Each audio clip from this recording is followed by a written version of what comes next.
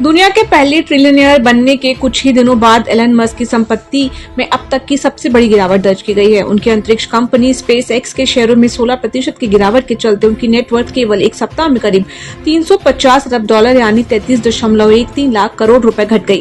Forbes की real time billionaire list के अनुसार मस्क की कुल संपत्ति $1.45 ट्रिलियन से घटकर $1.1 ट्रिलियन रह गई है। ये गिरावट दुनिया के सबसे अमीर व्यक्ति लैरी पेज की कुल संपत्ति से भी अधिक है।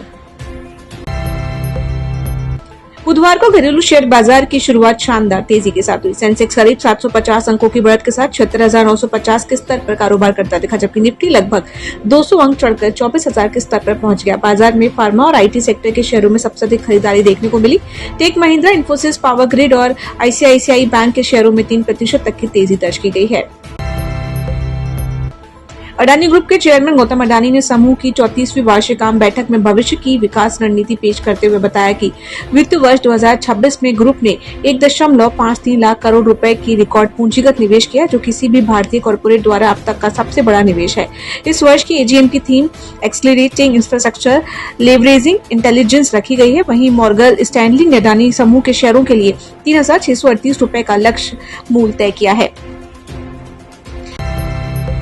नीट परीक्षा के पेपर लीक और फर्जी प्रश्न पत्रों के प्रसार के बाद अब अस्थायी रूप से प्रतिबंधित किया गया इंस्टेंट मैसेजिंग ऐप टेलीग्राम 7 दिन बाद भारत में फिर से चालू हो गया है। 21 जून को री एग्जाम के बाद सरकार ने प्रतिबंध समाप्त कर दिया, जिसके बाद ऐप दोबारा गूगल प्ले स्टोर पर उपलब्ध हो गया।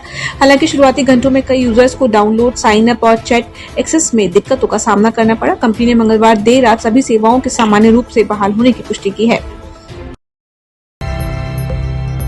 नीति आयोग की ट्रेड वॉच क्वार्टरली रिपोर्ट के अनुसार भारत दवाओं के निर्माण में उपयोग होने वाले लगभग 65% कच्चे माल के लिए चीन पर निर्भर है। आयोग ने चेतावनी दी कि किसी एक देश पर अत्यधिक निर्भरता भविष्य में जोखिम पैदा कर सकती है।